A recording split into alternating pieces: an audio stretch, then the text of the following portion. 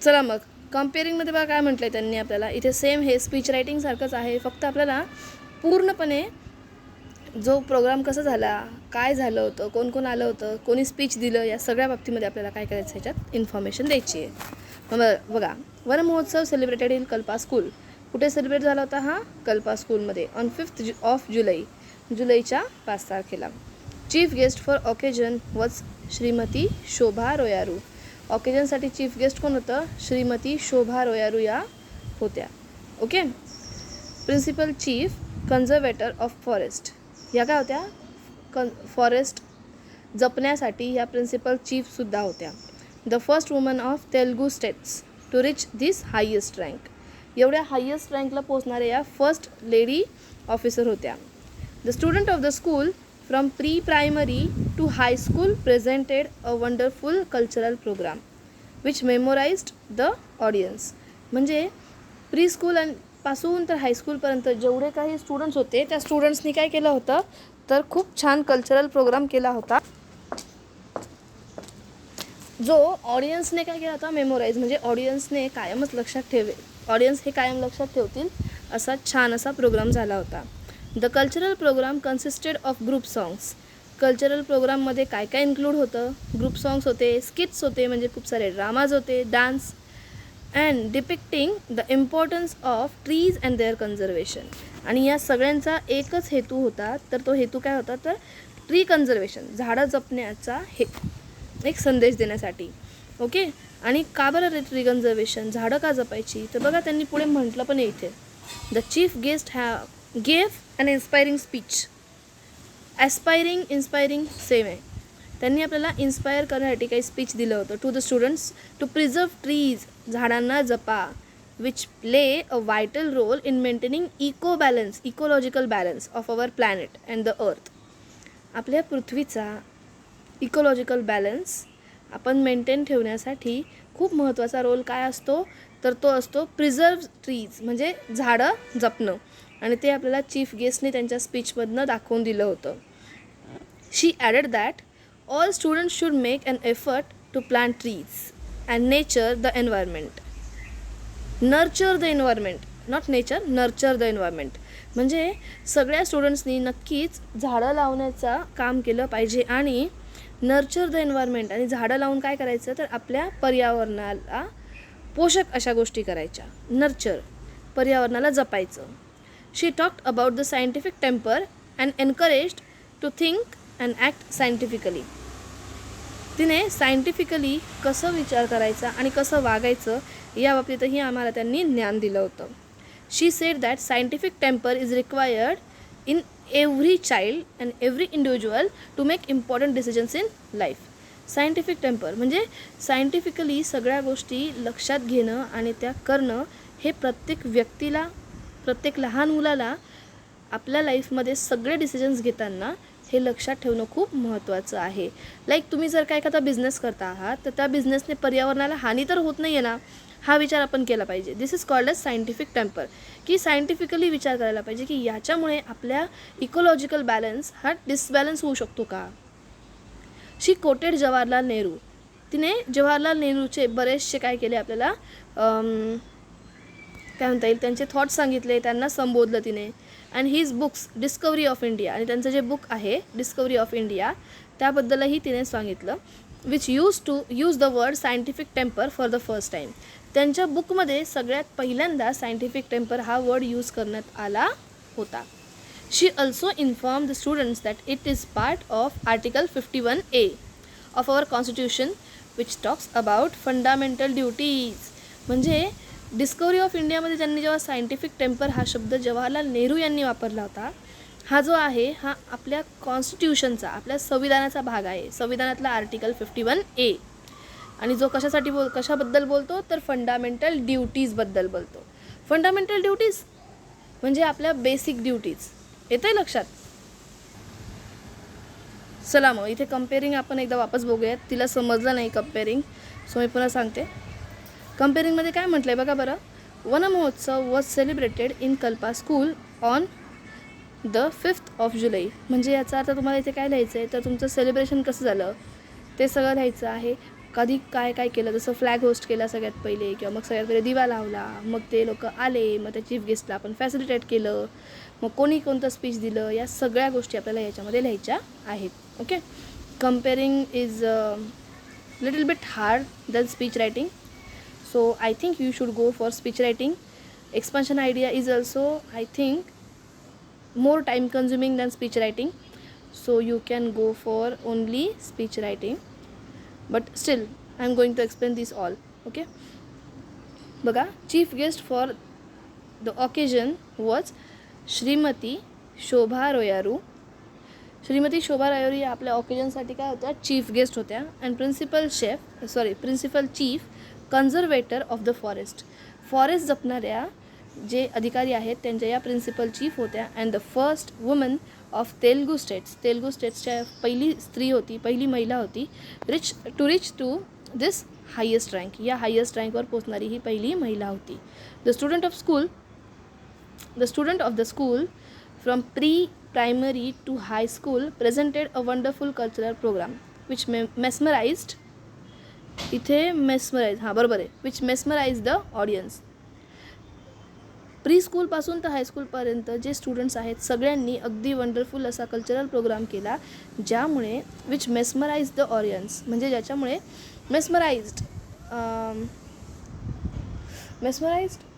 खूप आनंदी झाले, खूप खुश झाले, त्यांना खूप आवडला, किंवा मग तुम्ही काय म्हणू शकता तर सरप्राईज झाले. मेस्मराइज्ड खूप आवडला हा परफॉर्मन्स सगळ्या ऑडियन्सला. ओके, एक्झॅक्टली मराठी वर्ड मला आठवत नाही आहे. The cultural program consisted of group songs. Cultural प्रोग्राममध्ये नक्की काय काय घडलं होतं, ग्रुप सॉंग्स झाले होते, स्किट्स, छोट्या अशा स्किट्स परफॉर्म झाल्या, dance, drama depicting the importance of trees and their conservation. झाडं आणि झाडांचं संवर्धन या बाबतीमध्ये हे सगळे ड्रामाज, सगळे सॉंग्स, सगळे डान्स, सगळे स्किट हे याच्याबद्दलच होते. The chief guest gave an aspiring speech. Chief गेस्टने आपल्याला अगदी अस्पायरिंग असं स्पीच दिलं होतं. To the student to preserve the trees which play a vital role, की आपण झाडं जपली पाहिजे, जे एक महत्त्वाचा रोल प्ले करणार आहे. कशामध्ये, in maintaining the eco balance of our planet the earth. आपल्या पृथ्वीचा इकोलॉजिकल बॅलन्स मेंटेन करण्यासाठी.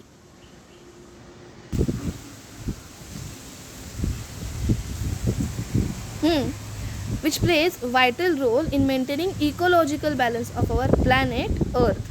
आपल्या पृथ्वीचा इकोलॉजिकल बॅलन्स म्हणजे जैविक बॅलन्स, जैवविविधतेचा जो समतोल आहे तो टिकवून ठेवण्यासाठी खूप महत्त्वाचं काम करेल जेव्हा आपण ती झाडं वाचवू. Okay, she added that all students should make an effort to plant trees.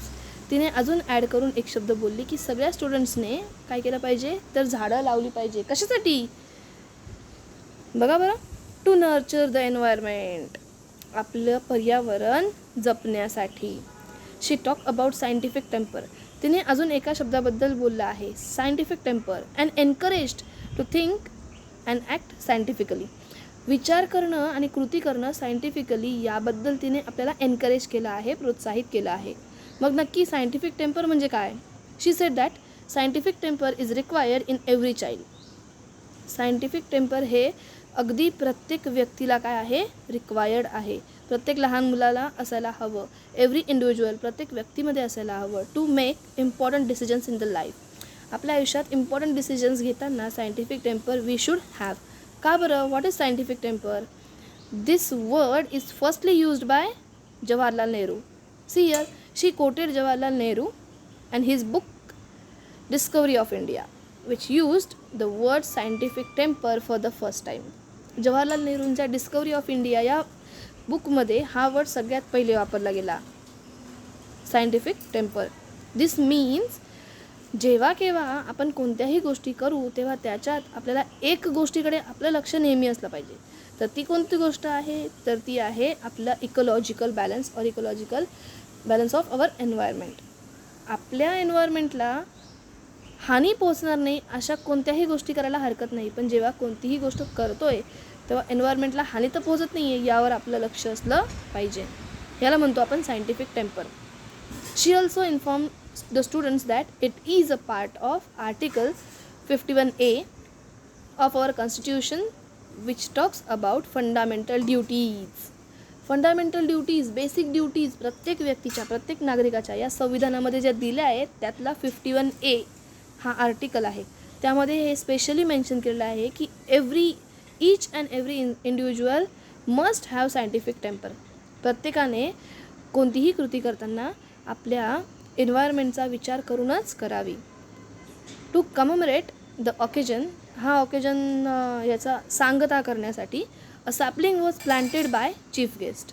Chief गेस्टने खूप सारे सॅपलिंग्स रोपं लावली. And pledge was taken to nurture the environment. Pledge घेतली गेली. प्लेज म्हणजे काय? वचन घेतलं गेलं किंवा मग काय म्हणतात ना, शपथ घेतली गेली.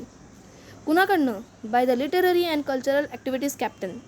लिटररी आणि कल्चरल ॲक्टिव्हिटीजचे कॅप्टन जे होते त्यांच्याकडनं काय घेतली गेली? ओथ घेतली गेली, शपथ घेतली गेली.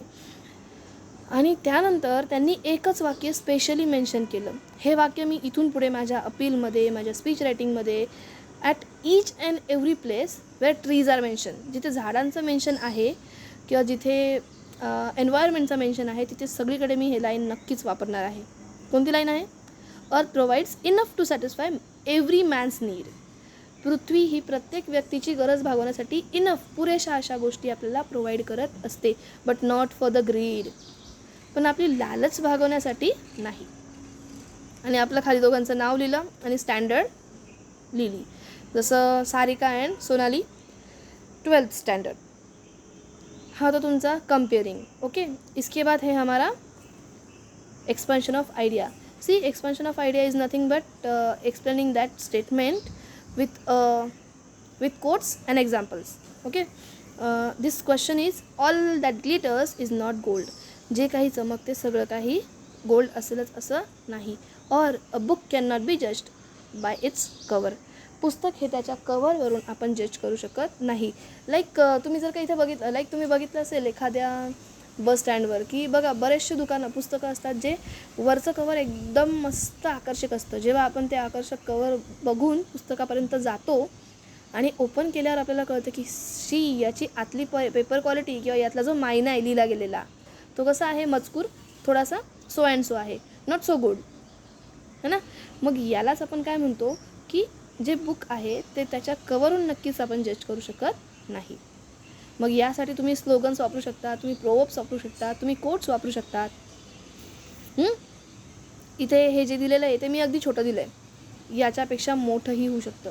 But we don't have much time in paper, so we should write lesser but much effective. Okay, बघा, everything is life, everything in life आहे. ओके, इथे माझी स्पेलिंग मिस्टेक झाली आहे, टायपिंग मिस्टेक आहे. इथे you should write in. See here, wait for minute. इथे तुम्ही इज नाही लिहायचा, इथे तुम्ही लिहायचा in. Everything in life that appears to be attractive does not necessarily have a greater value. म्हणजे आपल्या लाईफमध्ये जी गोष्ट अपियर म्हणजे दिसते आहे, कशी? टू बी अट्रॅक्टिव्ह, अगदी अट्रॅक्टिव्ह दिसते आहे. Does not necessarily have a greater value, ती नक्कीच अगदी ग्रेटर व्हॅल्यू असेल तिची असं नाही. लाईक आपण एक मूवी बघितली, तुम्हाला आठवते की नाही मला नाही माहिती, रेडी म्हणून एक मूवी आहे, रेडी. ओके, सलमान खानची आहे. त्या मूवीमध्ये एक खूप क्यूटशी अशी एक मुलगी असते आणि आपला जो विलनचा एक मुलगा असतो तो त्याच्याकडे बघतो आणि ही इज लाईक टू हीच माझी नवरी होणार आहे का नाही. बट जेव्हा ती हसते तिचे दात बघून हा घाबरतो आणि पळून जातो. म्हणजे याचा अर्थ काय की जी गोष्ट अट्रॅक्टिव्ह दिसते ती खरंच ग्रेटर व्हॅल्यू तिची असेलच असं नाही. किंवा एक बेस्ट एक्झाम्पल काय असू शकतं की समोरून इथं समजा एका टीचर्स आहेत, 2 टीचर, जसं तुम्ही बघा भोकरे क्लासचे टीचर आहेत आपल्या आणि आपले राजेश सर आहेत, है ना. एक सहज एक्झाम्पल देते, डोंट टेक इट अदरवाईज, की भोकरे क्लासचे सर आले, सूट बूट घालून आले आणि आपले राजेश सर आले. तुम्हाला माहिती आहे राजेश सर कसे येतात. दोघांनी जेव्हा शिकवायला सुरुवात करायच्या आधी आपले एक्सप्रेशन्स कसे होते, बाहेरचा एखादा व्यक्ती येईल एक्सप्रेशन्स कसे असणार आहे, आपल्या सरांच्या वतीने किंवा सरांकडे बघण्याचा किंवा दुसऱ्यांकडे बघण्याचा दृष्टिकोन हा वेगळा असेल. पण जेव्हा आपले सर शिकवायला सुरुवात करतील ॲक्च्युअलमध्ये तेव्हा ही विल बी सरप्राईज्ड की बघा जो कोटसूटमध्ये होता तो व्यक्ती इतका इफेक्टिव्हली नाही शिकवते जो हा अडाणी माणूस दिसणारा असा व्यक्ती इफेक्टिव्हली शिकवतो आहे. म्हणजे याचा अर्थ काय, तेच वाक्य all that glitters is not gold. म्हणजे जो कोटसूटमध्ये आला होता खरंच तो एक्झॅक्टली ॲक्टिव्ह टीचर असू शकतोच असं नाही. This same fact can be said in another way. हा जो सेम फॅक्ट आहे तो एका वेगळ्या पद्धतीनेही आपण सांगू शकतो. Like a book can not be जज बाय इट्स कवर. एखादं पुस्तक हे कोणत्याही म्हणजे एखादं पुस्तक ते त्याच्या कवरवरून आपण काय करू शकत नाही, जज करू शकत नाही. A book with a very attractive cover may not have readable material inside. म्हणजे जे बुक असतं ज्याची अट्रॅक्टिव्ह कवर असते may not have readable material inside, त्याच्यामध्ये रीडेबल मटेरियल असेलच असं नाही. But on other hand a book with a very dull cover may be very interesting. किंवा मग काही एखादे बुक असे असतील ज्यांचे अगदी डल कवर असतील, not so interesting, but the readable matter और readable material inside may be very interesting.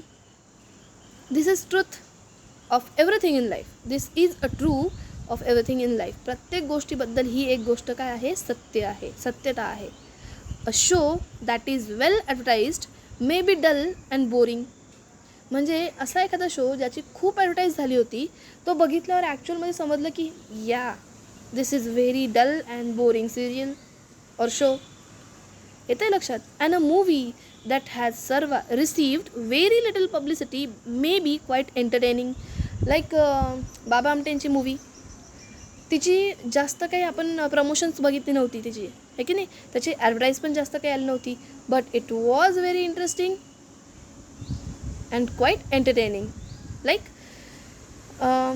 one more movie like this is wait, मेरे को याद नहीं आ रहा है, रुको 2 मिनट रुको. Yes, mission Mangalyaan movie, not so advertised है ना, ॲडव्हर्टाईज काही जास्त केली नव्हती, but it is one of the best movie or best entertaining movie. Parmanu is also one of the best entertaining movie. After that, so we must not jump to conclusions about the merits or demerits of anything purely on the basis of the way it is packaged. किती मोठं वाक्य आहे ना, पण याचा अर्थ आपण तुकड्यांमध्ये ऐकूयात. Okay. So we must not jump on to the conclusions. आपण कोणत्याही मतावर जाऊ नये. About the merits and demerits of anything. कोणत्याही गोष्टीच्या मेरिट्स, फायदे किंवा तोटे याबद्दल लगेच आपण जंप व्हायला नको आहे, कन्क्ल्युजन काढायला नको आहे. Purely on the basis of only the way it is packaged. जसं पॅक केलं आहे याच्यावरून आपण त्या गोष्टीबद्दल कधीही मत मांडायला नको. This is the age of advertisement. हे आपलं जग जे आहे ते ॲडव्हर्टाइजमेंटचं आहे. Makers of product try to show their products is the best light so that people will buy them. बघा, जो कोणी मेकर ऑफ द प्रोडक्ट असेल तो नक्कीच आपल्या प्रोडक्टची ॲडव्हर्टाईज कशी करणार आहे, वेल डिझाईन करणार आहे. पण बघा त्याच्यामुळे काय होणार आहे, तर ह्याचा प्रोडक्ट विकला जाईल किंवा त्याला असं वाटतं की आपला प्रोडक्ट चांगला विकला जावा म्हणून तो जास्त ॲडव्हर्टाईज करतो आहे. But this does not necessarily mean that the product is well worth for money. म्हणजे कोणताही प्रोडक्ट जास्त ॲडव्हर्टाईज केला याचा अर्थ असा नाही असू शकत की त्या प्रोडक्टमधनं आपले पैसे अगदी ॲज इट इज रिकवर होणार आहेत किंवा वर्थ व्हॅल्यू आहे तो. ओके. इवन वेन वी जज people we should know, even Wien we should जज पीपल, एक सेकंड, हे इथे टायपिंग मिस्टेक आहे I think. Even Wien we जज people we should not do so by their looks. म्हणजे आपण जेव्हा लोकांना जज करतो तेव्हा फक्त त्यांच्या लुकवरून आपण त्यांना जज करायला नको. Like I gave example of our Rajesh sir. Here the example is given of Gandhiji who wore just अ धोती. ज्यांनी फक्त एक धोती म्हणजे धोती आणि सदरा एवढंच घातलं होतं, but he still held in a great reverence throughout the world. पण तरीही पूर्ण जगामध्ये त्यांना सर्वात जास्त मान्यता होती, सर्वात जास्त प्रसिद्धी होती. Abraham Lincoln was not endowed with good looks. बघा, अब्राहम लिंकन यांचंही काही खूप चांगले गुड लुक्स नव्हते, but he is considered by far the greatest American president. पण त्यांना मान होता ग्रेटेस्ट अमेरिकन प्रेसिडेंटचा. But he is considered Mother Teresa had a very simple appearance. Mother Teresa यांनाही सिम्पल अपिअरन्स होता, but people all over the world remember and revere her. पण संपूर्ण जगातली लोक आजही त्यांना मानतात आणि त्यांच्या सगळ्या गोष्टी लक्षात ठेवतात आणि त्या आचरणात आणतात. So it is only fair to say that all that glitters is not gold. म्हणून मला सांगावं असं वाटतं की जे काही चमकतं ते खरंच सोनं असतं असं नाही. This is your expansion of idea. Expansion of idea is nothing but explain that statement with various proverbs, with various slogans and with various quotes. Chalo, this is enough for our first session.